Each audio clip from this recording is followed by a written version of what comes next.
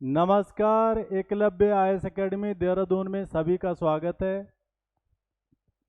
उत्तराखंड लोक सेवा आयोग द्वारा जो प्रवक्ता पदों के लिए नोटिफिकेशन 18 अक्टूबर 2024 को जारी हुआ है, उससे संबंधित कुछ चीज़ों का विवरण जो है संस्थान उपलब्ध करा रहा है, ताकि तमाम तैयारी करने वाले विद्यार्थी अपने आवेदन पत्रों को अच्छी तरह से भर सकें और उससे जुड़ी हुई तमाम जानकारियां उनके पास रहें, ताकि परीक्षा की तैयारी, उसकी रणनीति, उसके लिए जो है योजनाबद्ध प्रक्रिया, उसको अच्छे ढंग से सभी विद्यार्थी उपयोग कर सकें। और जैसे संस्थान में जो है एक बैच तो संचालित है, एक और बैच जो है 5 नवंबर 2024 से आरंभ हो रहा है, तो उस बैच में जो है सभी विद्यार्थी इसका लाभ देख सकेंगे। तो जैसे हमें ये जानकारी है कि उत्तराखंड विशेष अधीनस्थ शिक्षा 2024 ये परीक्षा है, इस परीक्षा में जो है 2 शाखाएं हैं। एक तो सामान्य शाखा है जिसमें जो है पुरुष और महिला अभ्यर्थी फॉर्म भर सकते हैं, आवेदन कर सकते हैं, और दूसरा इसमें महिला शाखा जिसमें सिर्फ महिलाएं जो है आवेदन कर सकेंगी। इसका मतलब ये हुआ कि महिलाओं के पास 2 जगह आवेदन पत्र देने का जो है अवसर है, महिला शाखा के साथ साथ में सामान्य शाखा में भी। तो एक तो जो है महिलाओं को ये ध्यान रखना है, आवेदन पत्र भरने की प्रक्रिया क्या है।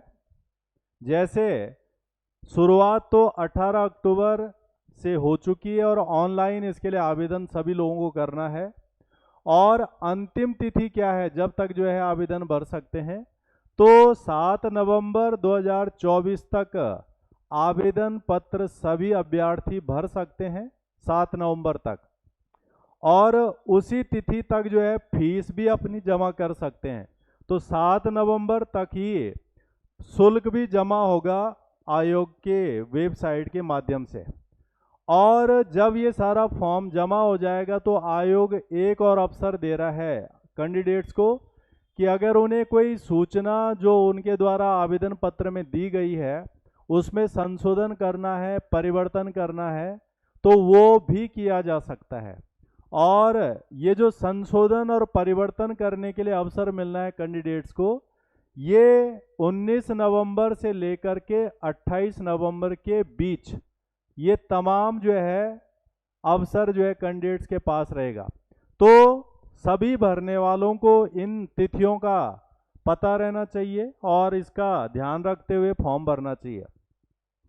प्रमाण पत्रों के बारे में भी एक स्पष्टीकरण है कि जो सर्टिफिकेट कैंडिडेट्स क्लेम कर रहे हैं, क्वालिफिकेशन का, एडिशनल क्वालिफिकेशन का, डिप्लोमा का, सर्टिफिकेट्स का, ऐसे तमाम सर्टिफिकेट सभी कैंडिडेट्स के पास जिनका वो दावा करके परीक्षा में बैठना चाह रहे हैं, वो 7 नवंबर तक ऐसे तमाम सर्टिफिकेट उनके पास आ जाने चाहिए, या मार्कशीट या जो भी चीज़ें हैं उनके पास होनी चाहिए। हालांकि इन डॉक्यूमेंट्स को आयोग के पास भेजना नहीं है, ये जब मुख्य परीक्षा होगी यानी द्वितीय चरण की परीक्षा होगी तब जो है ये डॉक्यूमेंट्स भेजे जाएंगे।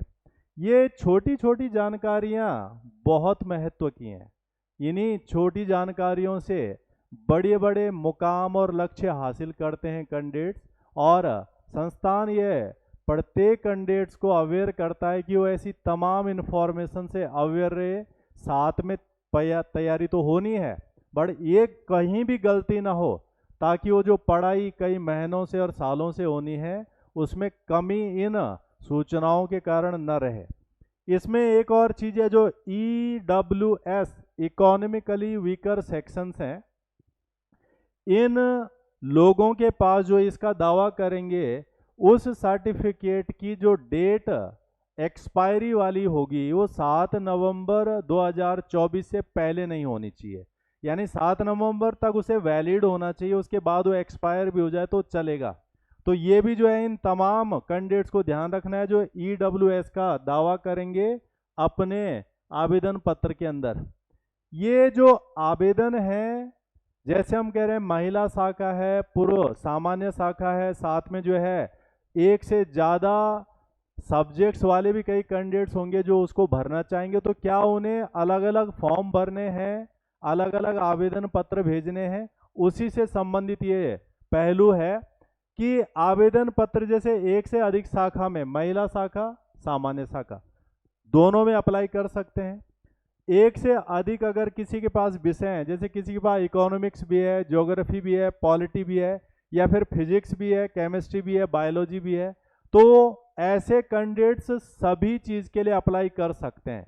परंतु फॉर्म जो भरा जाएगा वो सिर्फ एक होगा, यानी एक आवेदन पत्र भरना है, फिर चाहे पुरुष शाखा चाहे सामान्य शाखा में अप्लाई करना है, या फिर महिला में, या फिर एक विषय से ज़्यादा विषयों में अप्लाई करना है, तो फॉर्म सिर्फ एक ही भरा जाना है। परंतु उसमें अंतर किस चीज़ का आना है? फीस का, शुल्क का। तो इसमें जो है जब शुल्क जाएगा, तो अगर एक महिला शाखा के कैंडिडेट्स को महिला के अलावा पुरुष में भी भरना है, तो उसे फीस यहाँ की भी देनी पड़ेगी, यहाँ की भी देनी पड़ेगी, यानी 150 यहाँ के 150 यहाँ के, प्लस इसके साथ प्रोसेसिंग फीस है 22 रुपये 30 पैसे, तो वो दोनों देनी पड़ेंगे। तो 150 3 प्लस प्रोसेसिंग फीस। अगर किसी को एक से ज़्यादा सब्जेक्ट्स के लिए अप्लाई करना है, जैसे जो किसी को इकोनॉमिक्स में भी अप्लाई करना है, हिस्ट्री में भी, तो फिर उसे जो है इकोनॉमिक्स अलग अलग जगह पर 300 तो उसके हो जाएंगे, और हिस्ट्री में भी अगर दोनों जगह अप्लाई करना हो तो 300 प्लस प्रोसेसिंग फीस। इसका मतलब अलग अलग शाखा की फीस अलग अलग, अलग अलग विषय के फीस अलग अलग, तो फीस टोटल करके देनी होगी, आवेदन पत्र एक ही होना होगा। और इसके बाद मुख्य परीक्षा जो होनी है द्वितीय चरण के, उसके लिए जो फीस आएगी वो बाद में जाएगी, अभी उससे लेना देना नहीं है। तो ये आवेदन से संबंधित प्रक्रिया है कि कितने फॉर्म भरने हैं।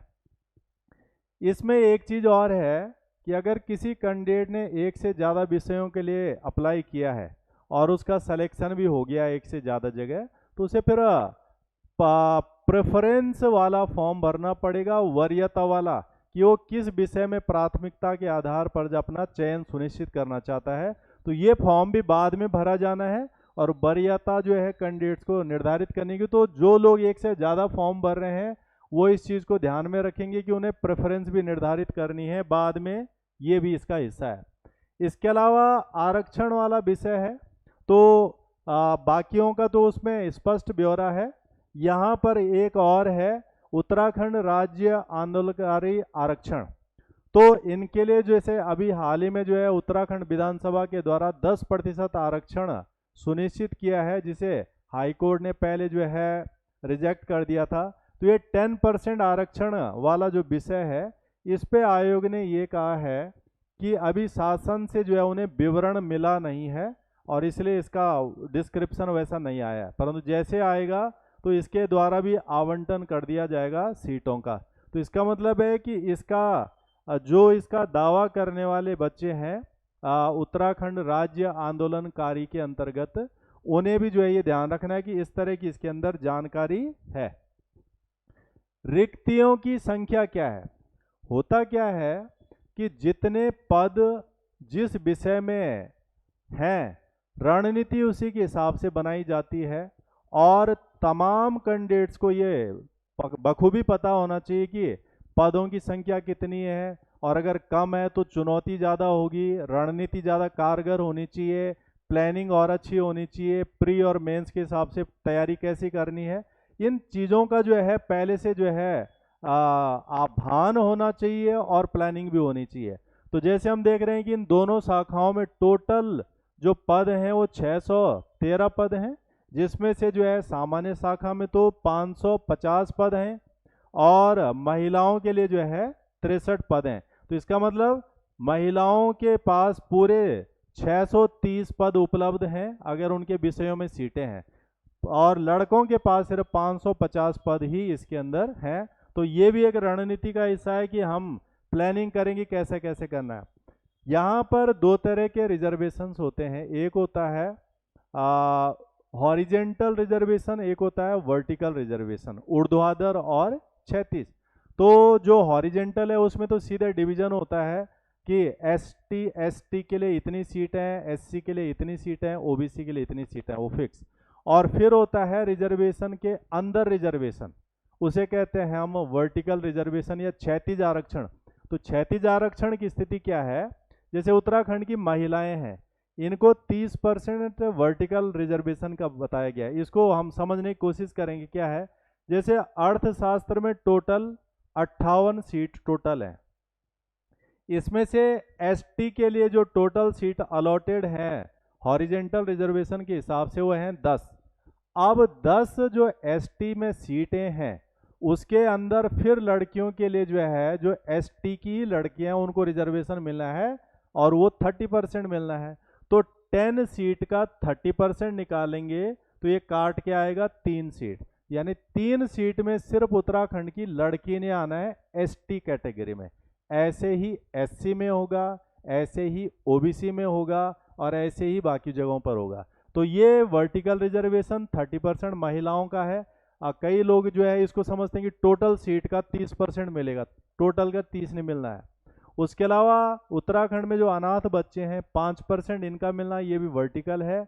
कुशल खिलाड़ियों को भी 4% मिलना है। उसके अलावा जो है दिव्यांग जो बच्चे हैं 4% मिलना है। और स्वतंत्रता संग्राम सेनानी जो हैं उनके जो आश्रित हैं इनको 2% मिलना है। और भूतपूर्व जो सैनिक हैं रिटायरमेंट के बाद जो फिर से नौकरियों में आते हैं उनको भी 5% मिला। ये सारा वर्टिकल है। तो कई बार इसके अंदर सीट होती नहीं है क्योंकि ये कोटे के अंदर कोटा होता है इसमें। तो ये रिजर्वेशन का प्रोविजन है। बट कुल मिला के सबसे ज़्यादा लाभ उत्तराखंड की महिलाओं को इसमें निश्चित रूप से, इसलिए तमाम तैयारी करने वाली लड़कियों को ज़्यादा सजग, ज़्यादा ऊर्जा के साथ जो है तैयारी करनी चाहिए कि उनके पास अवसरों की संख्या बाकियों की तुलना में अधिक है। इसके अलावा जो है वेतनमान बहुत आकर्षक बिंदु है ये इस परीक्षा का तैयारी करने वाले बच्चों का, कि बहुत बढ़िया जो है इसका सैलरी स्केल है।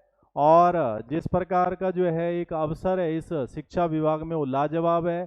तमाम तैयारी करने वालों को इसे बार बार गौर करना चाहिए कि 47,600 से 1,51,100 रुपये, यानी लगभग 1.5 लाख सैलरी वाली ये जॉब है और लाजवाब जॉब है। तो सभी इस चीज़ को गौर करें, चिंतन करें और उतनी योजना के साथ, प्लानिंग के साथ, एनर्जी के साथ, डेडिकेशन के साथ संस्थान में आइए, जुड़िए और उसका लाभ उठाइए।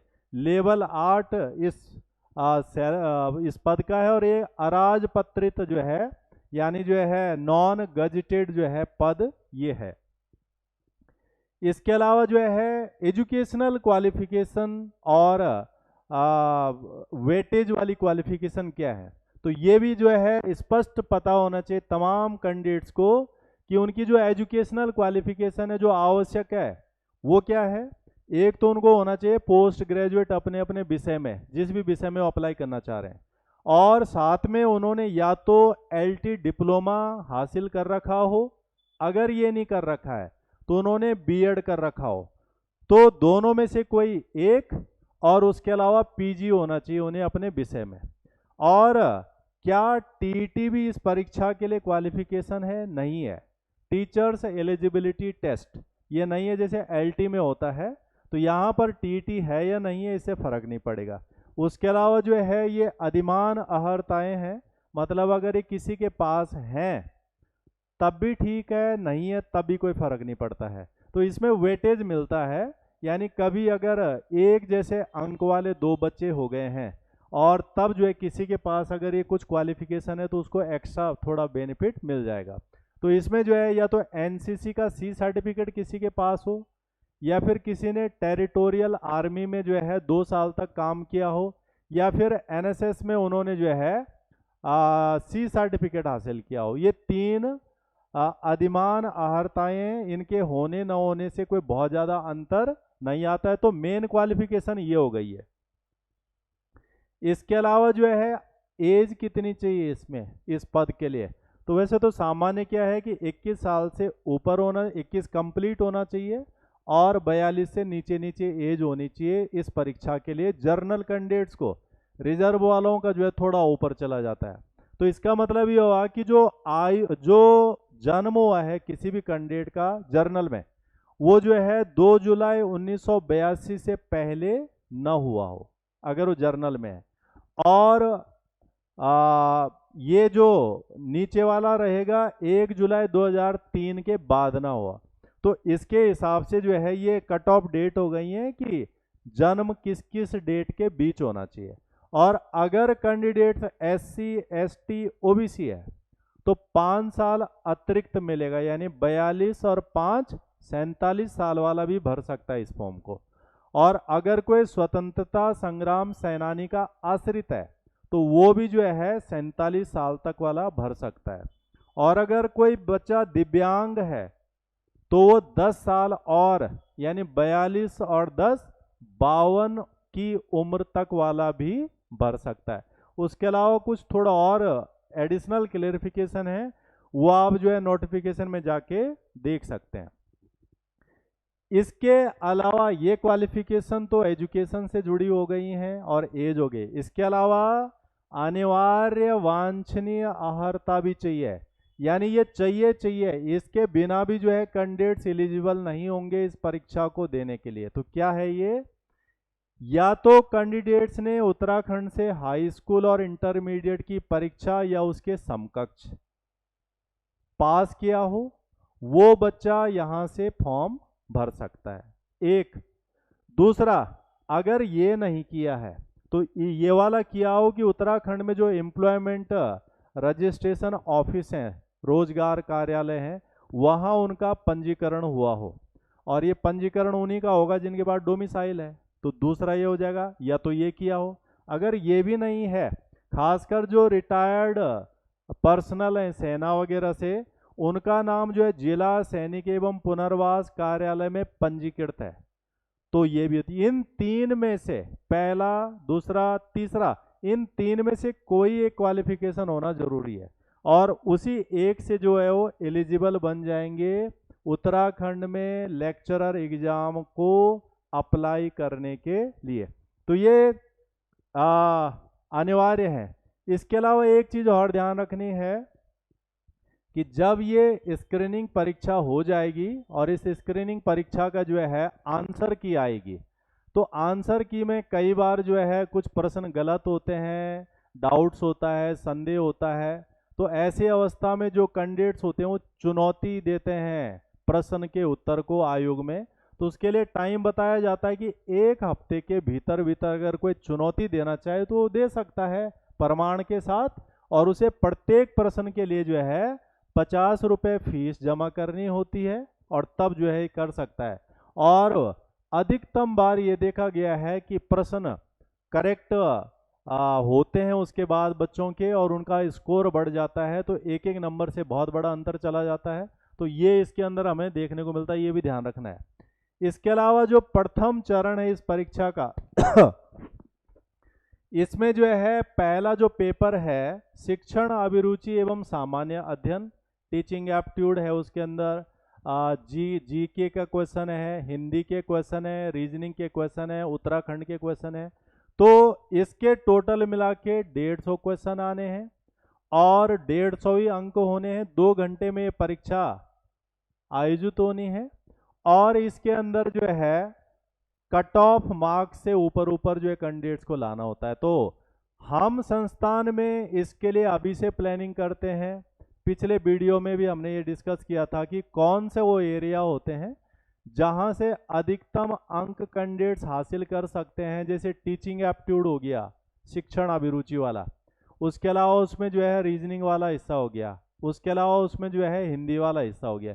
ये 3 एरिया ऐसे हैं जहां से अच्छे नंबर ला करके कैंडिडेट्स अपना सिलेक्शन सुनिश्चित कर सकते हैं। संस्थान ने जो पिछले 2021 में, 19 में, 16 में, 11 में जो तमाम पीछे जो है लेक्चरर की परीक्षाएं हुई हैं, उन तमाम में इन रणनीतियों को अपनाया था और 1200 से अधिक कैंडिडेट्स का फाइनल सिलेक्शन जो है संस्थान से जो है हुआ है। तो हम चाहेंगे कि इस बार की परीक्षा में भी अधिकतम बच्चे जो है संस्थान से जो है चयनित हों और वो भी अंतिम चयन, दोनों परीक्षाओं को ध्यान में रखते, और इसमें नेगेटिव मार्किंग भी जो है रहना है। दूसरा, इसमें द्वितीय चरण जब ये पास हो जाएगा तो फिर दूसरा लिखित परीक्षा है। हालांकि ये भी एमसीक्यू में आएगी, मल्टीपल चॉइस क्वेश्चन। इसमें 200 प्रश्न होने हैं और अंक भी इसके अंदर 200 ही होने हैं। ये अपने अपने विषय से संबंधित होंगे और 3 घंटे का इसका ड्यूरेशन होना है।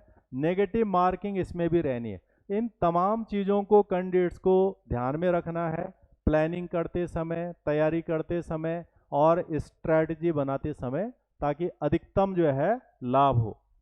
इसके अलावा जो है संस्थान जो है इस परीक्षा के लिए ऑफलाइन के अलावा ऑनलाइन हाइब्रिड मोड पर जो है कक्षाओं का संचालन कर रहा है और तमाम कैंडिडेट्स जो इस परीक्षा में शामिल होना चाहते हैं, एक स्ट्रैटेजी के साथ में तैयारी करना चाहते हैं और साथ में जो है एक्सपर्ट जो पिछले 23-24 सालों से एकलव्य में जो है पढ़ा रहे हैं, रिजल्ट दे रहे हैं, ऐसे तमाम शिक्षकों के साथ तैयारी शुरू कर सकते हैं, क्वालिटी एजुकेशन ले सकते हैं। और चयन और करियर एक ऐसा विषय है जिसे कंप्रोमाइज नहीं किया जा सकता है पैसे के कारण या बाकी चीज़ों के कारण।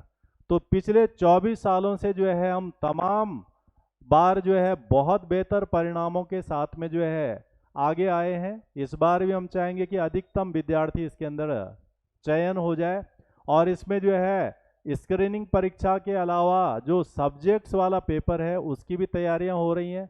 5 अक्टूबर से जो है एक और नया बैच इसमें जो है शुरू होगा, ऑनलाइन भी रहेगा, ऑफलाइन तो खैर होना ही होना है।